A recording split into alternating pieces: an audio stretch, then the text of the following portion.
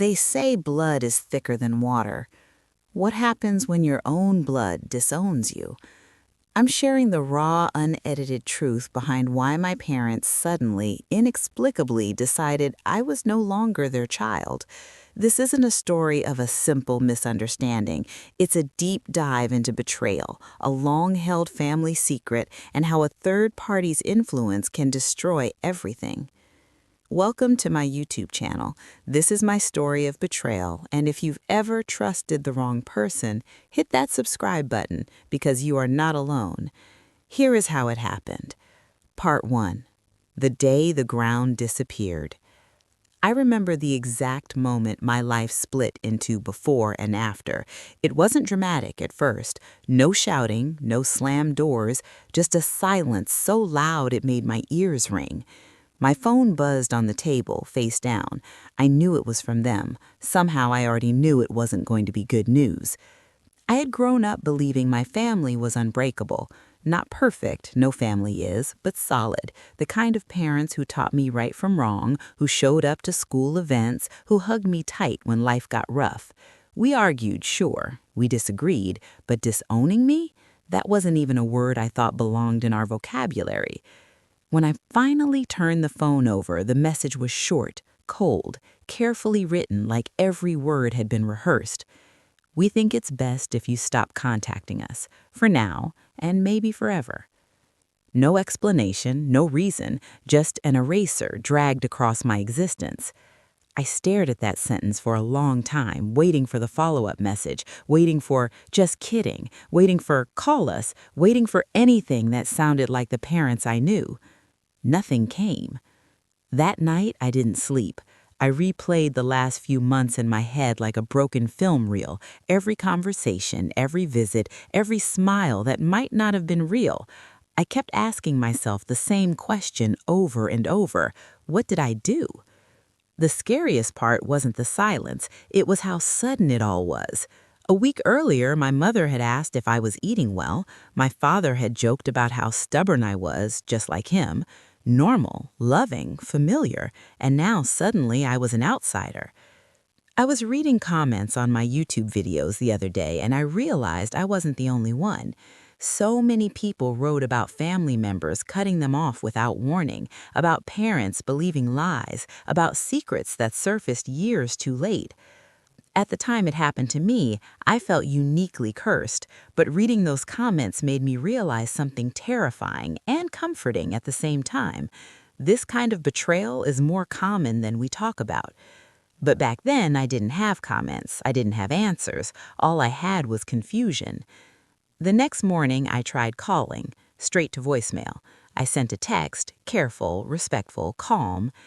"Can we please talk? I don't understand what's going on." Seen. No reply.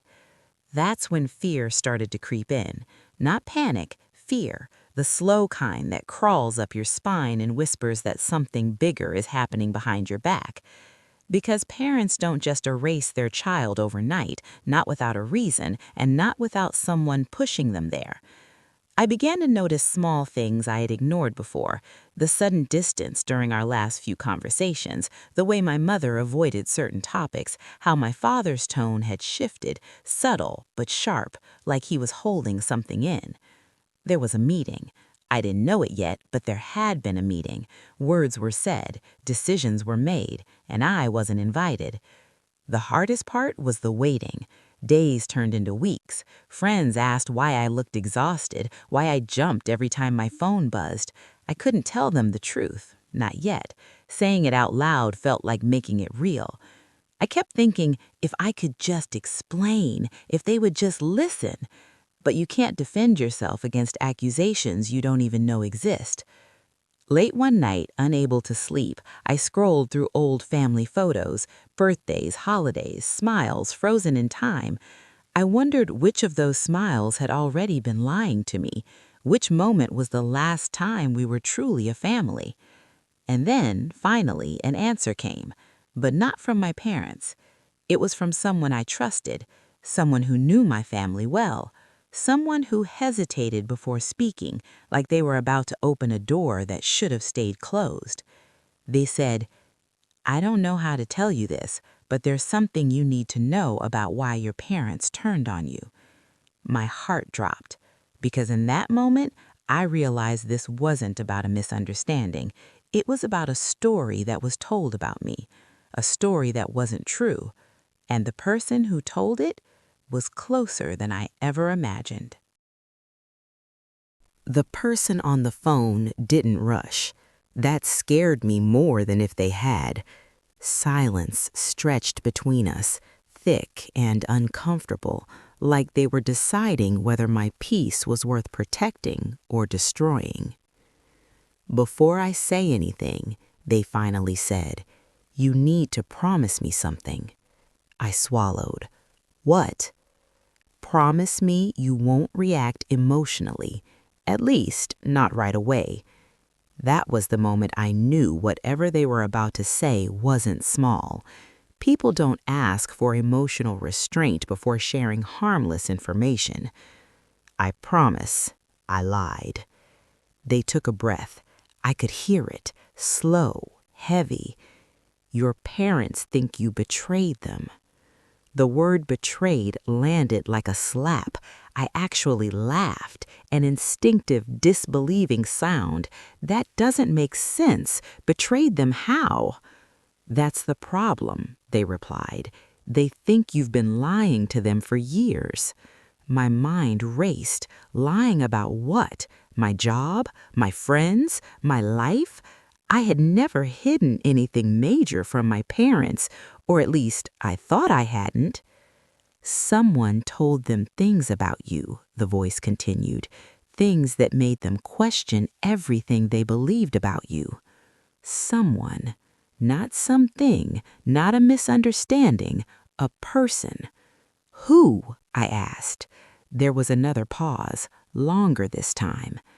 "I'm not sure I should say."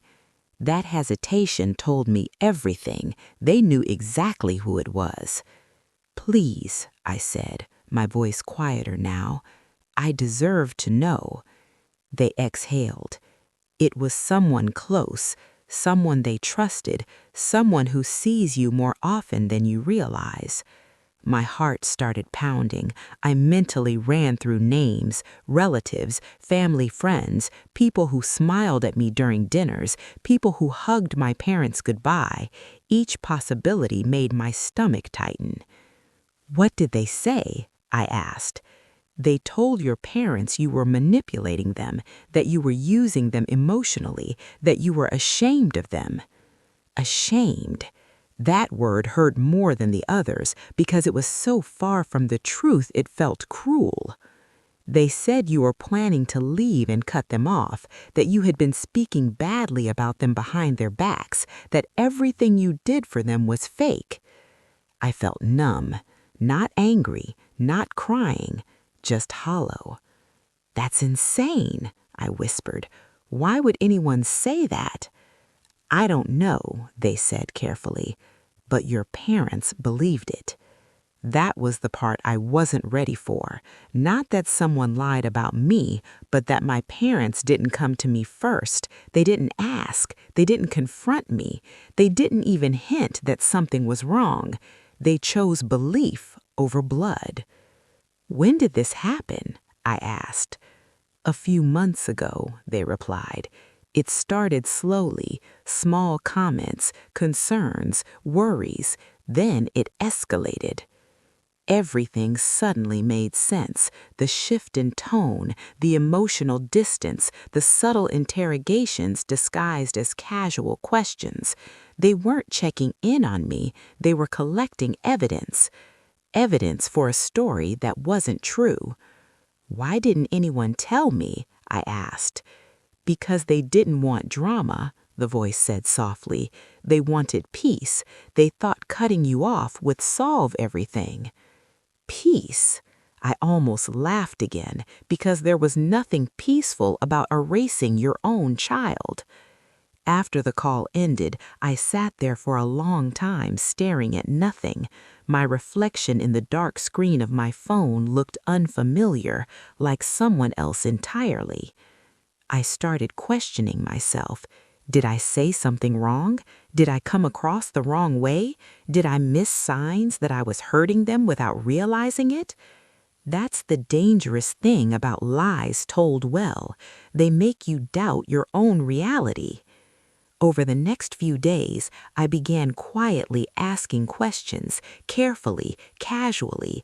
I didn't accuse anyone. I just listened. And patterns emerged. The same name kept coming up. The same person who always seemed overly concerned about my relationship with my parents. The same person who inserted themselves into family matters that weren't theirs. The same person who loved to speak on my behalf. I remembered moments I had brushed off before. Comments like, "Your parents worry you don't appreciate them enough," or "They feel like you're pulling away." At the time, I thought they were just being helpful. Now, I realized they were planting seeds. This person didn't attack me directly. They didn't insult me. They did something far more effective. They framed themselves as a protector. They told my parents they were concerned, that they were just trying to help, that they didn't want to get involved but felt obligated to speak up. That's how lies survive, when they wear the costume of care. I replayed conversations in my head, and suddenly the subtext was loud.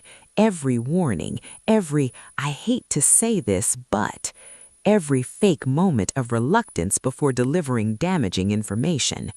They weren't hesitant, they were strategic. I tried reaching out to my parents again, this time with more clarity. "I know someone has been telling you things about me. Please let me explain." No response. The silence felt deliberate now, like they had already decided who I was. And once people decide, the truth becomes an inconvenience. I started to understand something painful. This wasn't just about lies. It was about control. Whoever had turned my parents against me had gained something from it: attention, influence, validation, maybe even power. And the worst part? They were still in my parents' lives, still visiting, still talking, still reinforcing the narrative while I was shut out completely. One night, as I lay awake staring at the ceiling, a thought hit me so hard I had to sit up. What if this wasn't the first time they'd done this? What if they had been quietly reshaping my parents' perception of me for years, slowly rewriting who I was in their minds until the version they believed was unrecognizable? The next morning, I decided I couldn't stay passive anymore. If someone had destroyed my family with words, then the only thing that could fix it was truth.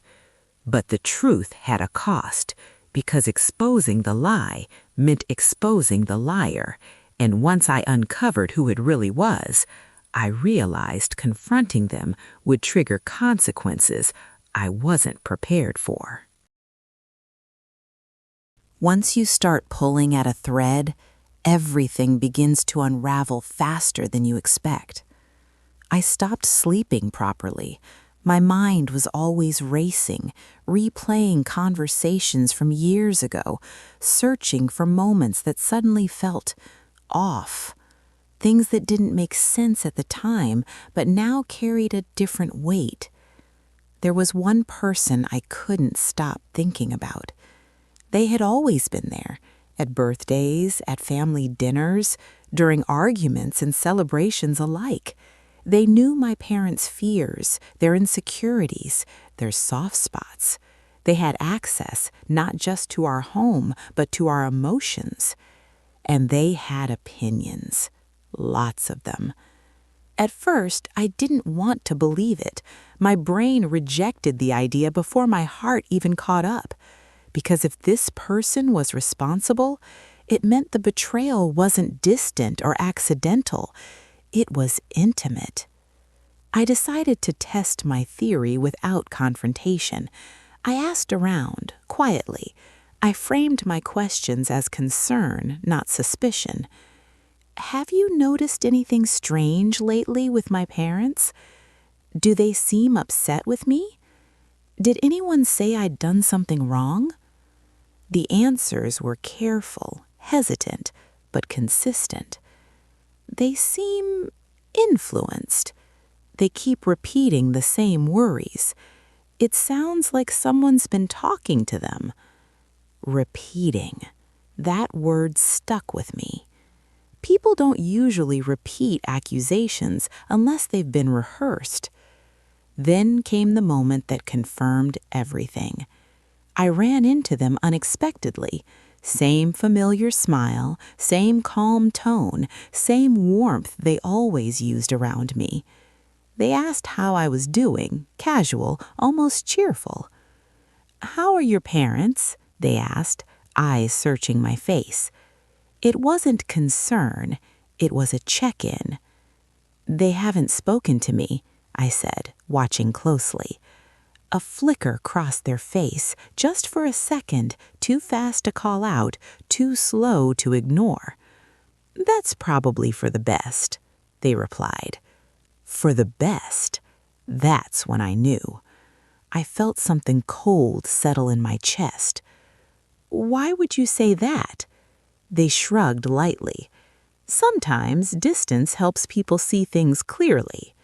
There it was, the justification. I didn't accuse them, not yet. I needed more. I needed to understand why. So I listened.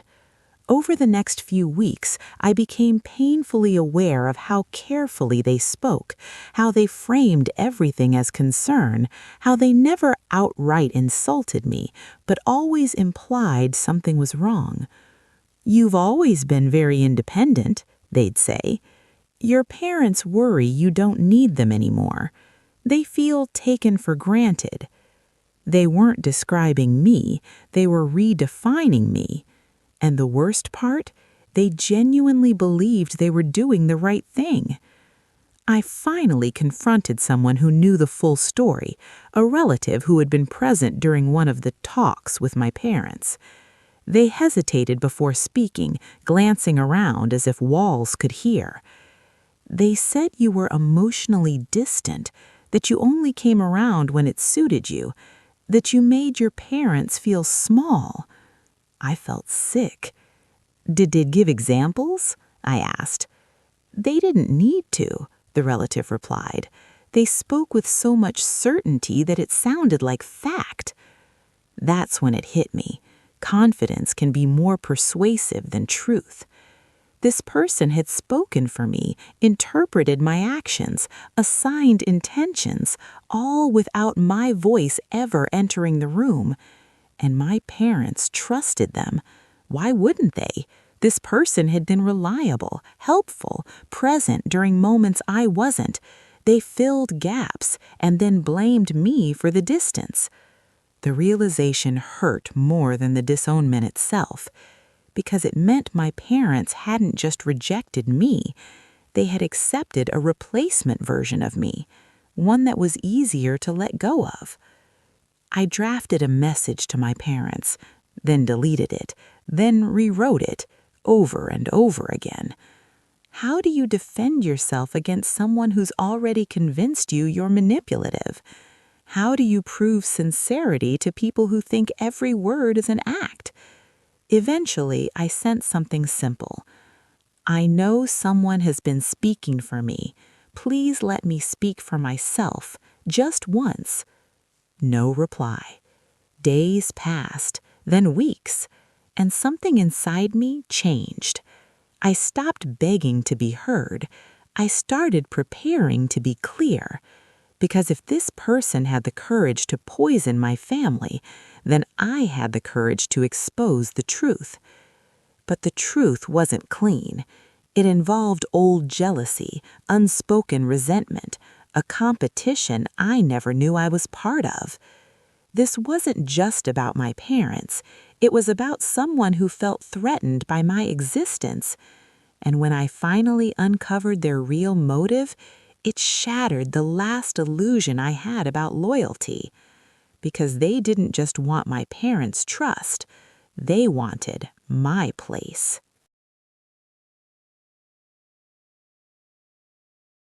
Once you accept that someone has deliberately harmed you, the next question is unavoidable. Why? People don't dismantle families by accident. They don't invest months, sometimes years, into shaping narratives unless they gain something in return. And the more I looked at the situation, the clearer it became that this wasn't a sudden betrayal. It was a long game. I started tracing the timeline backward. Not weeks, not months, years. Moments I once dismissed as coincidence suddenly lined up with terrifying precision. Every time something good happened to me, this person was there, quietly minimizing it. Every time I struggled, they were there too, but not to support me, to report it. They knew my weaknesses. They knew when I was tired. They knew when I couldn't show up as much as my parents wanted. And instead of filling the gap with understanding, they filled it with interpretation. I realized something that made my chest tighten. They weren't reacting to me. They were competing with me. This person had always lived close to my parents' orbit, not as a child, but as someone who wanted to be indispensable, the one who was always available, always present, always needed. Where I had a life pulling me in different directions, they had one focus, my parents. And slowly, subtly, they framed my absence as abandonment and their presence as loyalty. I confronted the relative who had spoken to me before, this time more directly. Did they ever compare me to themselves? I asked. The answer came too quickly. All the time. That hurt in a way I wasn't prepared for. They compared sacrifices, time spent, effort made. They painted themselves as the one who stayed when I chose not to. They never said it outright, but they didn't have to. The implication was enough. What made it worse was realizing my parents were already vulnerable when this started. They were aging, more anxious, afraid of being forgotten, afraid of becoming irrelevant in my life. And this person fed that fear. They whispered things like, "Kids move on. You can't rely on them forever. At least you know I'll always be here." That's not concern. That's positioning. And it worked. The more my parents leaned on them emotionally, the more suspicious they became of me. Every missed call turned into a slight. Every boundary became disrespect. Every independent decision became proof I didn't care. I wasn't just losing my parents. I was being replaced. One night, I found an old message from years ago, something my parent had said casually at the time. "They understand us better than you do sometimes." I remember brushing it off back then, laughing it away. Now it felt like a warning I had ignored.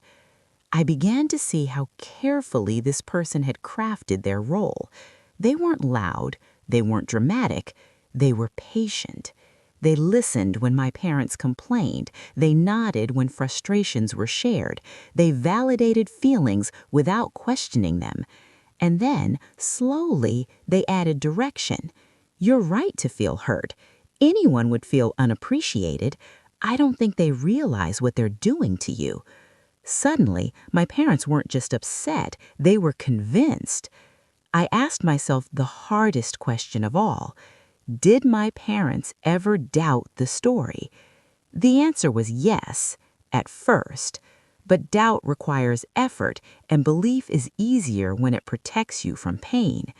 Believing I was ungrateful hurt less than believing they might have raised a child who was drifting away. Believing I was manipulative hurt less than believing they felt lonely. The lie gave them an explanation that didn't challenge their self-image, and so they chose it. I finally understood why my parents refused to talk to me. If they listened, the story would fall apart, and then they'd have to face the truth, that they cut off their own child based on someone else's words.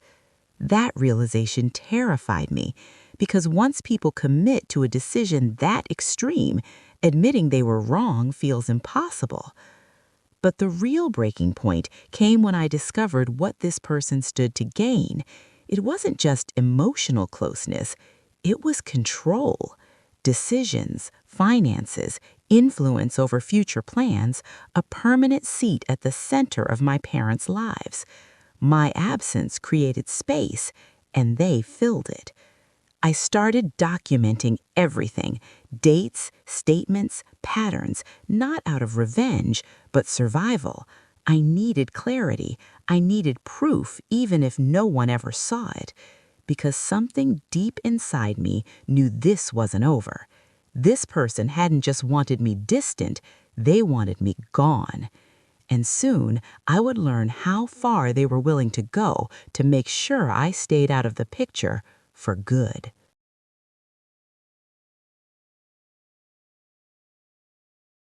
I didn't plan the confrontation.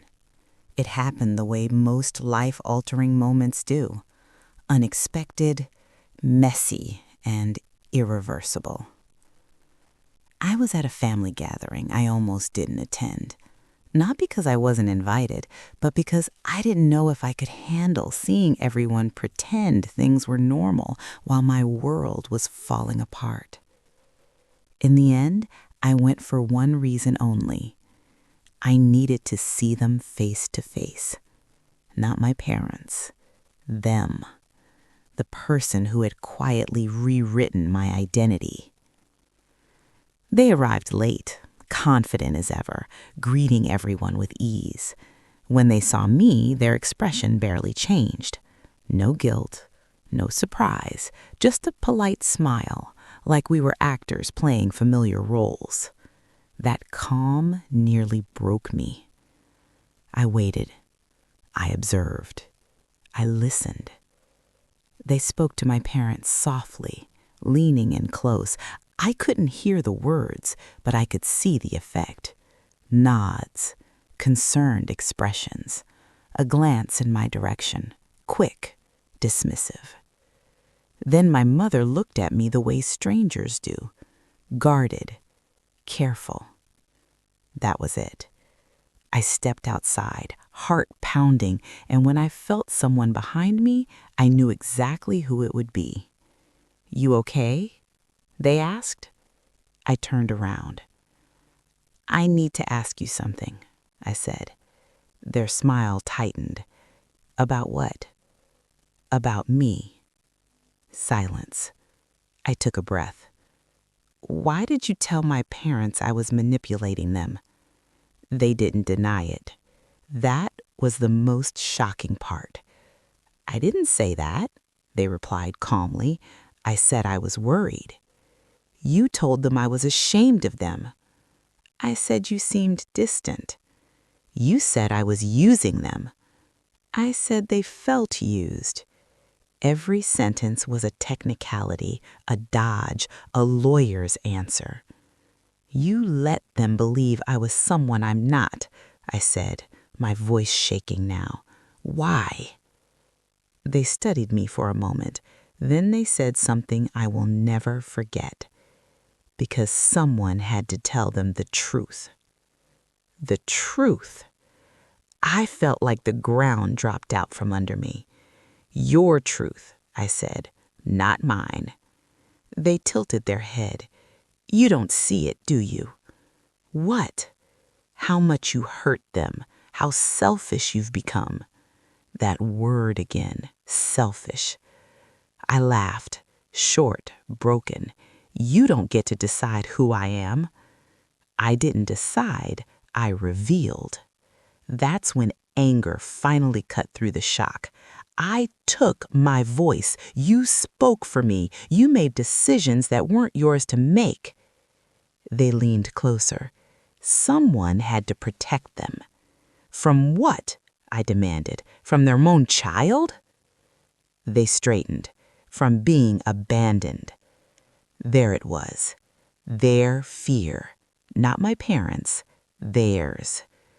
"You wanted to be the one they relied on," I said quietly. "You wanted to matter more." Their eyes hardened. "I do matter more," they said. "I'm the one who stayed." That sentence shattered something in me because suddenly everything made sense. This wasn't about love, it was about ownership. You don't own them, I said, and you don't show up, they shot back. I realized then there was no winning this conversation. We were speaking different languages. To them, love was presence without boundaries. To me, love was trust, and they had destroyed it. I walked away before I said something I couldn't take back, but the damage was already done. Later that night, I overheard my parents talking, my name mentioned in hushed tones. Familiar phrases echoed back at me, the same concerns, the same doubts, the same words they had used. That's when I understood something devastating. Even if the liar disappeared tomorrow, the lie would remain, because it had been internalized. I went home and cried harder than I ever had, not because I lost my parents, but because I realized how fragile truth is when it arrives too late. I thought the confrontation would bring relief. Instead, it brought clarity. This wasn't going to resolve quietly. The next move would decide everything. And soon, my parents would be forced to choose, not between me and them, but between the truth and their pride. I didn't expect the truth to come from my parents. By that point, I had accepted that they might never speak to me again, not honestly at least. Silence had become their shield, pride their armor, and I was the threat they no longer wanted to face. So when the truth finally surfaced, it came from the last place I imagined. An accident, a slip, a moment of panic from the very person who thought they had everything under control. It started with a phone call I almost didn't answer, an unfamiliar number, late evening. I let it ring once, twice. Something told me to pick up. "Please don't hang up," a shaky voice said the second I answered. I recognized it instantly. They weren't calm anymore. They weren't confident. They were scared. "I think things have gone too far," they said, "and I need to explain myself before you do something you can't undo." That sentence alone told me everything. People who believe they're right don't panic when the truth approaches. "What do you want?" I asked, exhausted. "To tell you something," they said, "something your parents don't know." I stayed silent. "I never meant for them to cut you off," they continued quickly. "That wasn't the plan." The plan. My chest tightened. "So there was a plan?" I said. They didn't deny it. "I just wanted them to rely on me more," they admitted. "I wanted them to see how much I cared, how much I was there." "And destroying me was part of that?" I asked. "No, erasing you was." That honesty, cold, blunt, hit harder than any lie. They kept talking, words tumbling over each other now. "I knew they were already scared of losing you. I just pushed. I reinforced it. I repeated their fears back to them. I never thought they'd actually disown you." I closed my eyes. "You weaponized their fear," I said. "I protected them," they insisted weakly. "You protected your position." Silence. Then came the confession. "There's something else," they whispered. "Something I never told them, something that changes everything." My heart pounded. "What?" They hesitated, then said it. I lied about why I stayed so close to them. I felt my breath catch. "For years," they continued, "I told them I stayed because I loved them, because I wanted to help. That wasn't the whole truth." I didn't interrupt. "I stayed," they said, voice cracking now, "because I needed them, financially, emotionally. I couldn't afford to lose their support. And when you started doing better, I panicked. There it was. Jealousy, fear, dependency. I thought if they leaned on you more, I'd disappear, so I made sure they leaned on me instead. I felt sick. You made me the villain so you could stay the hero. Yes, they whispered. I didn't feel victory. I felt grief. Do they know? I asked. No, they said, and they can't. If they find out, they'll hate me. That sentence told me everything I needed to know. They weren't sorry. They were afraid. Why tell me now? I asked. Because I think you're going to expose me, and I'm trying to control the damage. I almost laughed. You already destroyed my family, I said quietly. What damage is left to control? They started crying, actual sobs now. Apologies poured out, excuses, justifications, promises. But something inside me had gone very still. Because in that moment, I realized the power had shifted. For the first time since this nightmare began, I had the truth. Not assumptions, not patterns, not interpretations. A confession. After the call ended, I sat in the dark, replaying everything they said, every word, every admission. I knew what people would expect me to do next: run to my parents, expose everything, force the truth into the open. But truth isn't always enough, because truth doesn't heal pride, and it doesn't undo choices already made. I had to decide what mattered more, being right or being heard. The next step would be the most dangerous one yet. Because if I confronted my parents with this truth, I risked losing them forever. And if I didn't, I risked losing myself.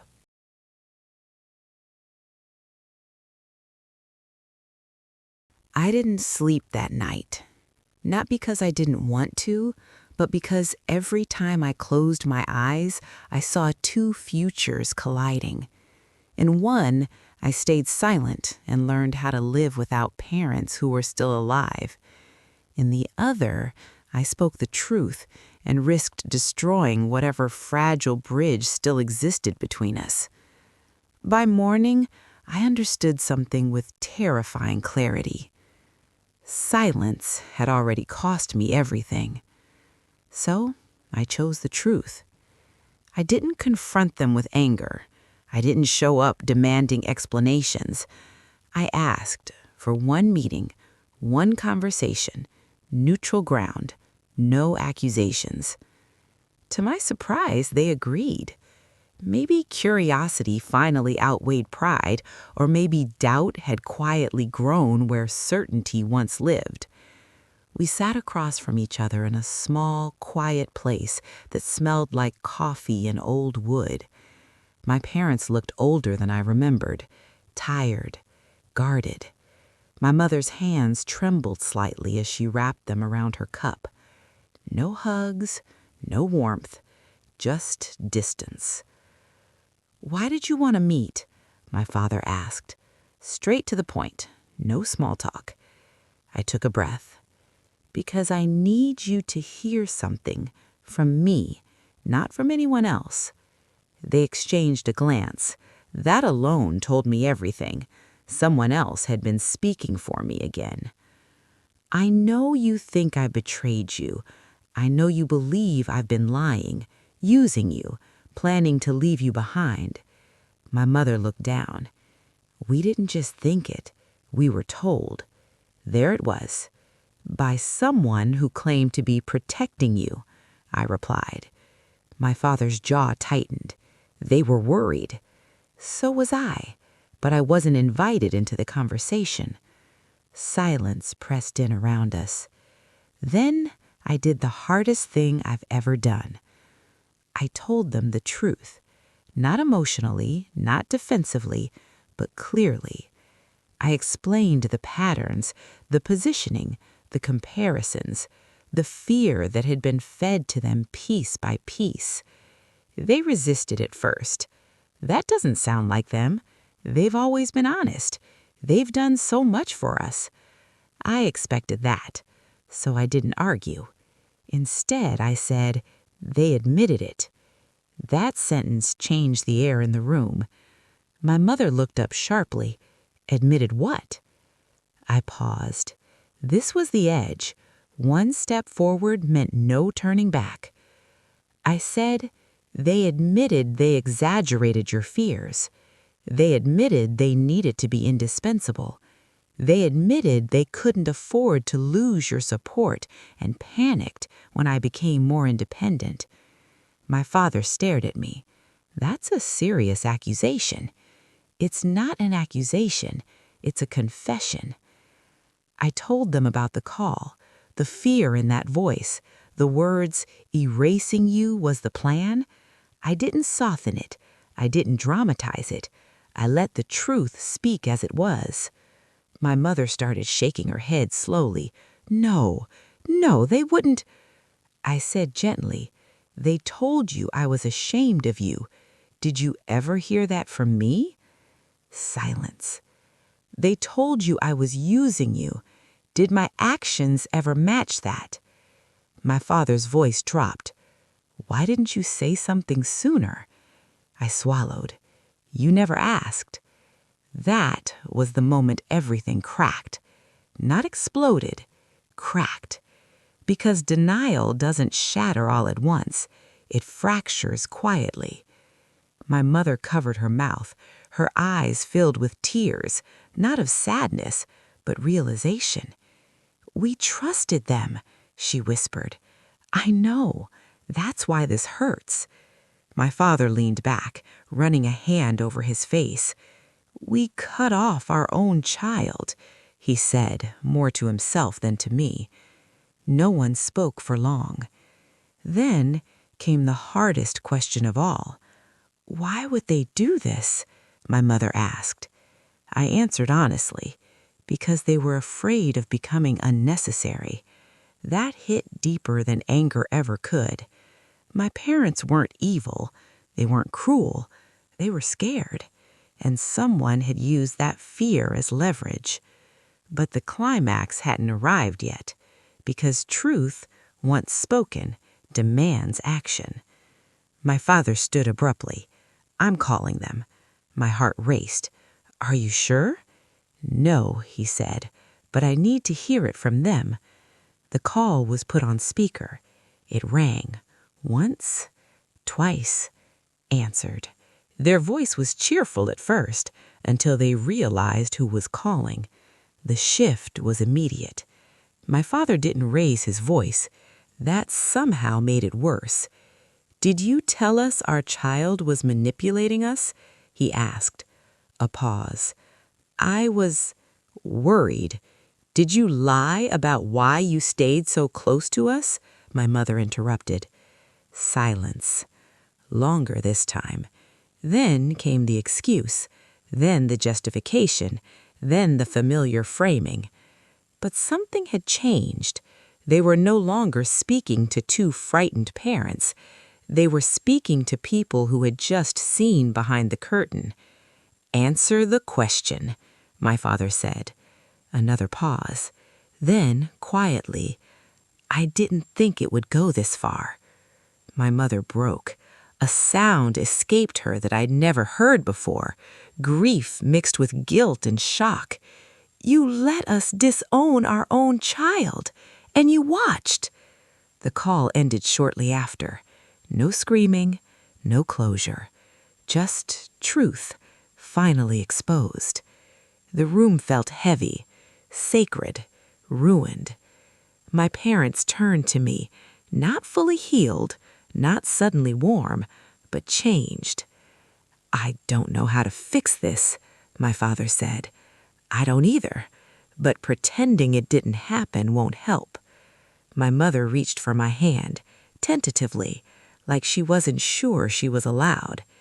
That small gesture meant more than any apology, because it meant the lie had finally lost its power. But the damage was real, and healing would not be instant. As I left that meeting, one truth stayed with me. The climax isn't when lies are exposed. It's when people are forced to face what those lies made them do.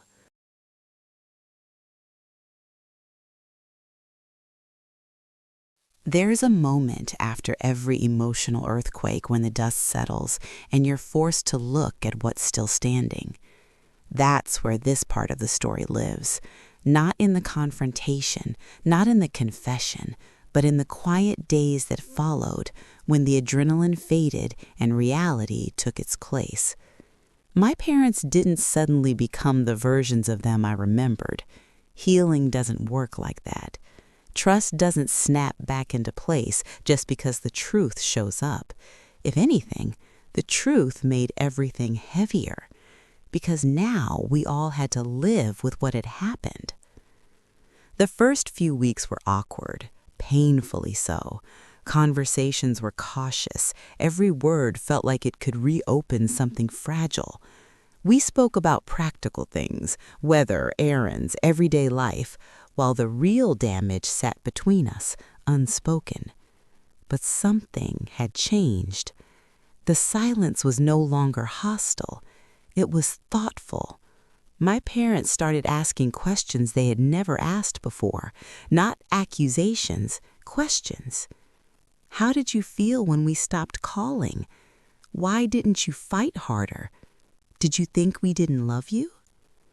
Those questions hurt, but they mattered because they showed something crucial. They were finally looking inward. I didn't answer perfectly. Sometimes I cried, sometimes I went quiet, sometimes I told them the truth even when it made me look messy, angry, or broken. And slowly, very slowly, we began rebuilding something new. Not the old relationship, that one was gone, but something more honest. I learned that forgiveness isn't a single decision, it's a process. Some days I felt compassionate, other days I felt furious all over again. Healing wasn't linear, it looped, stalled, restarted, and that was okay. One of the biggest lessons came when my parents tried to apologize. They said, "We're sorry you felt hurt." I corrected them gently. I didn't feel hurt, I was hurt. They nodded, and they tried again. "We're sorry we chose someone else's words over yours." That was the moment I knew we had a chance. Not because the apology erased the pain, but because it acknowledged responsibility. As for the person who caused all of this, they disappeared from our lives quietly. No dramatic exile, no public fallout, just distance. And that distance was necessary, because some people don't destroy relationships out of hatred, but out of fear. And until they face that fear themselves, they remain dangerous to others' peace. I don't hate them, but I don't allow them access to my life. That boundary is part of the healing. What surprised me most was how this experience changed me. For a long time, I believed being a good child meant being endlessly understanding, flexible, forgiving without conditions. I thought love meant tolerating pain. I was wrong. Love without boundaries is not love, it's erasure. Being disowned forced me to ask myself a question I had avoided my entire life. Who am I when I'm not trying to earn belonging? The answer reshaped everything. I learned to trust my instincts again. I learned that being misunderstood doesn't mean being wrong. I learned that silence can be as violent as words. And most importantly, I learned that self-worth cannot depend on being believed by everyone. Some people will always choose the version of you that fits their comfort. Let them. Your truth doesn't need unanimous approval. My relationship with my parents today isn't perfect. It may never be. There are scars that don't fade, they just become part of the landscape. But there is honesty now. There is effort. There is accountability. And that matters more than pretending everything is fine. If you're listening to this and you've been cut off, blamed, or rewritten by people who were supposed to protect you, please hear this clearly. Being rejected doesn't mean you were unworthy. Being silenced doesn't mean you were wrong. Being disowned doesn't erase who you are. Sometimes the truth arrives late. Sometimes it costs more than it should, but it still matters. And if your story never gets the apology it deserves, you are still allowed to move forward. Not bitter, not broken, but wiser.